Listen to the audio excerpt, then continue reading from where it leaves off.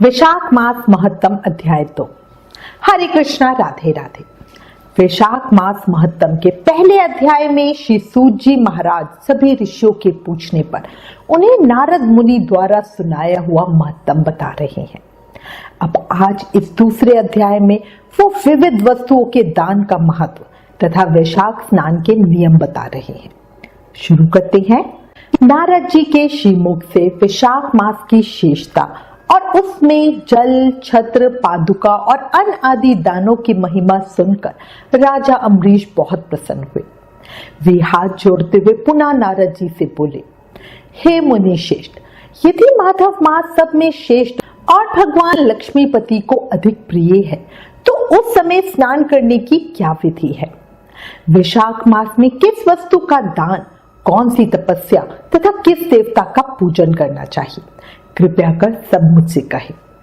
नारद मुनि बोले, हे राजन, मैं तुम्हें सबसे पहले दान करने योग्य चीजों की व्याख्या करता हूं, क्योंकि सुपात्र को दान सबसे आसान उपाय है शुभ कर्मों का। वैशाख मास में जो मनुष्य शेष ब्राह्मण को पलंग दान करता है, ब्राह्मण को उस पर सुख से सुलाकर ठंडी ठंडी हवा करता है, तो उस मनुष्य का शरीर निरोग रहता है। धूप से तपे और थके मांदे ब्राह्मण को श्रम नाशक सुखद पलंग देकर मनुष्य कभी जन्म मृत्यु आदि के कलेशों से कष्ट नहीं पाता। उस पलंग पर ब्राह्मण के शयन करने से जीवन भर के जाने अनजाने में किए हुए पाप नष्ट हो जाते हैं। जो वैशाख मास में पहनने के लिए कपड़े और बिछावन देता है, वह उसी जन्म में सब भोगों से संपन्न हो जाता है और समस्त पापों से रहित हो मोक्ष को प्राप्त होता है। हे राजेंद्र, जो मनुष्य वैशाख मास में शय्या दान करे, वह इसी जन्म में सभी सुखों को भोगता है। उसके कुल की वृद्धि होती है, कोई रोग नहीं होता, उसे बड़ी आयु, निरोग्यता, यश और धैर्य मिलता है। इस मास में दान आदि करने का अपार फल होता है। जो तिनके की बनी हुई या अनेक खजूर आदि के पत्तों की बनी हुई चटाई या किसी प्रकार का आसन दान करता है, उसकी उस चटाई पर साक्षात भगवान विष्णु शयन करते हैं। चटाई देने वाला बैठने और बिछाने आदि में सब ओर से सुखी रहता है। जो सोने के लिए चटाई और कंबल देता है, वह मुक्त हो जाता है। निद्रा से दुख का नाश होता है, निद्रा से थकावट दूर होती है और वह निद्रा चटाई पर सोने वाले को सुखपूर्वक आ जाती है। हे राजन, जो वैशाख में कंबल का दान करता है, वह अकाल मृत्यु से छूटकर 100 वर्षों तक जीवित रहता है। धूप से कष्ट पाए हुए ब्राह्मण को जो पतला वस्त्र दान करता है, वह पूर्ण आयु और परलोक में उत्तम गति को पाता है।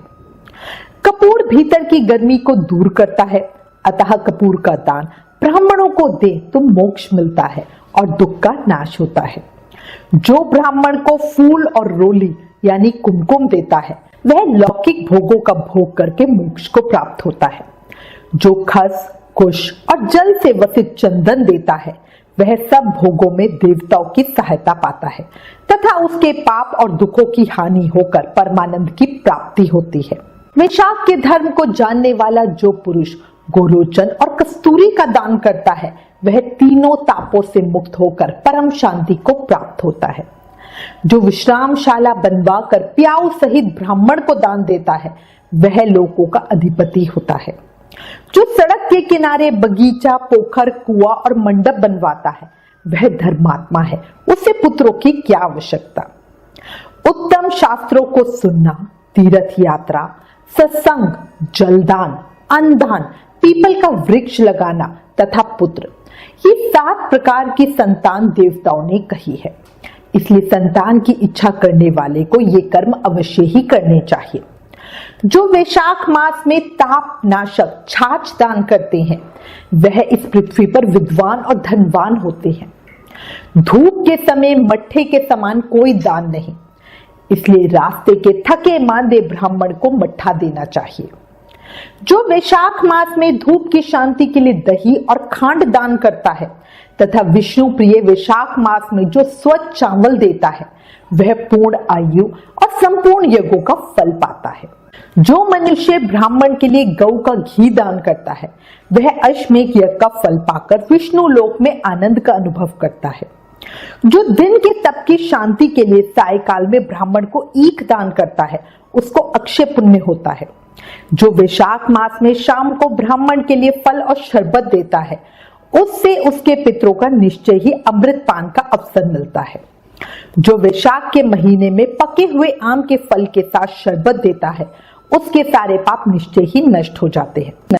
जो वैशाख की अमावस्या को पितरों के उद्देश्य से कस्तूरी, कपूर, बेला और खस आदि से बना शरबत से भरा हुआ घड़ा दान करता है वे 96 श्राद्ध करने का पुण्य पाता है।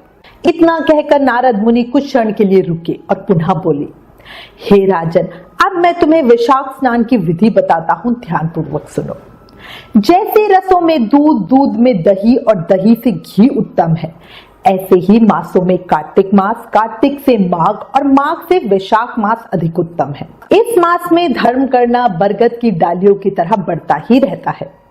सूर्य देव के मेष राशि में स्थित होने पर भगवान विष्णु के उद्देश्य से अवश्य प्रातःकाल स्नान करके भगवान विष्णु की पूजा करनी चाहिए।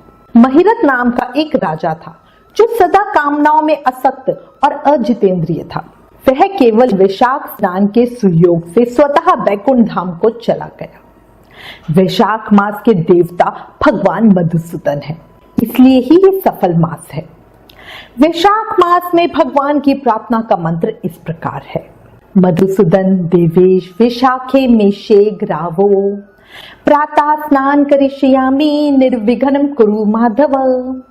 अर्थात हे मधुसूदन, हे देवेश्वर माधव, मैं मेष राशि में सूर्य के स्थित होने पर वैशाख मास में प्रातः स्नान करूंगा, आप इसे निर्विघ्न पूर्ण करवाइए। इसके बाद इस मंत्र को बोलते हुए अर्घ देना चाहिए। वैशाखे मेषेग भानो प्रातः स्नान परायणम अर्धम तेहम प्रदस्यामि ग्रहणम मधुसूदन।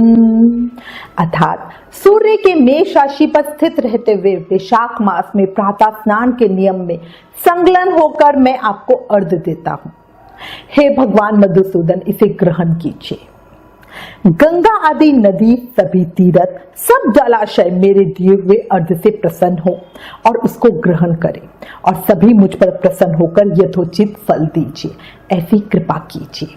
इस प्रकार अर्घ समर्पण करके स्नान करें, फिर वस्त्रों को पहनकर संध्या तर्पण आदि सभी कर्मों को पूरा करके वैशाख मास में विकसित होने वाले पुष्पों से भगवान विष्णु की पूजा करें। उसके बाद भगवान विष्णु की वैशाख मास के महत्तम की कथा सुने। ऐसा करने से कोटि जन्मों के पापों से मुक्त होकर मनुष्य मोक्ष को प्राप्त होता है।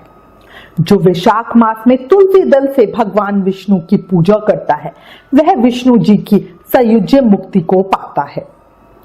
वैशाख में तेल लगाना, दिल में सोना, कांसे के पात्र में भोजन करना, खाट पर सोना, घर में नहाना, निषिद्ध भोजन खाना, दोबारा भोजन करना तथा रात में खाना, ये 8 बातें त्याग देनी चाहिए। जो मनुष्य वैशाख में उत्तम कथा नहीं सुनता, ना किसी तीर्थ में जाकर स्नान करता, ना दान देता, वह नरक में जाता है और चंडाल योनि को प्राप्त होता है।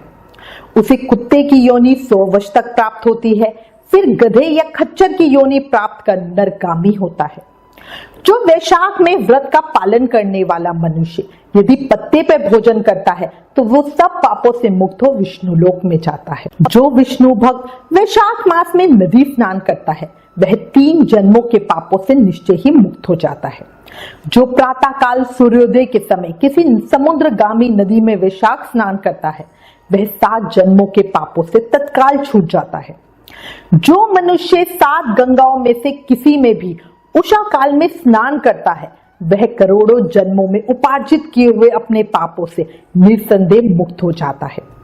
जानवी यानी गंगा, वृद्ध गंगा यानी गोदावरी, कालिंदी यानी यमुना, सरस्वती, कावेरी, नर्मदा और वेणी, ये 7 गंगाएं कहीं कहीं हैं। वैशाख मास आने पर जो प्रातःकाल बावलियों में स्नान करता है उसके महापातकों का नाश हो जाता है। कंद, मूल, फल, शाक, नमक, गुड़, बेर, पत्र, जल और छाछ जो भी वैशाख में दिया जाए वह सब अक्षय होता है। ब्रह्मा आदि देवता भी बिना दिए हुए कोई वस्तु नहीं पाते। दान न करने से दरिद्रता आती है, अतः सुख की इच्छा रखने वाले सभी को वैशाख मास में अवश्य दान करना चाहिए। जो कोई धन संपन्न ना हो या दरिद्री हो या पराधीन हो, उसे जो भी वस्तु मिल जाए वह उसी का दान ब्राह्मण को कर दे। जैसे कोई बड़ा मकान अच्छा सुंदर और सब सामग्रियों से सजा हो, मगर उस पे छत ना हो तो वह मकान शोभा नहीं पाता। जैसे दया ना होने पर सब गुण बेकार है। जैसे बढ़िया भोजन भी बिना नमक के स्वाद नहीं लगता। जैसे कोई कुरूपवती स्त्री श्रृंगार होने पर भी अच्छी नहीं लगती, ऐसे ही वैशाख मास में जो धर्म कर्म या स्नान आदि नहीं करता, उसका किया हुआ सब कार्य व्यर्थ है। वैशाख मास में तीर्थ यात्रा, जप, यज्ञ, दान और होम आदि का फल मनुष्य को कई गुना अधिक होकर मिलता है और उसका तुरंत ही फल मिलता है। भगवान मधुसूदन इस मास के देव हैं। जिसने किसी प्रकार भी वैशाख मास में भगवान मधुसूदन का पूजन नहीं किया, वह मूढ़ बुद्धि सूकर की योनि पाता है। वैशाख मास महत्तम अध्याय 2 संपूर्ण। कल अध्याय 3 में आगे की कथा सुनेंगे। याद रखो, कलयुग केवल नाम आधार। नाम जाप से ही प्रेम, भक्ति, मुक्ति, शक्ति पाई जा सकती है। इसलिए प्रेम से, मन से, भाव से दिन रात हर सांस के साथ नाम जाप करते रहो। हरे कृष्ण कृष्ण कृष्ण हरे हरे, हरे राम राम राम हरे हरे। जय श्री कृष्ण। ओम नमो भगवते वासुदेवाय नमः।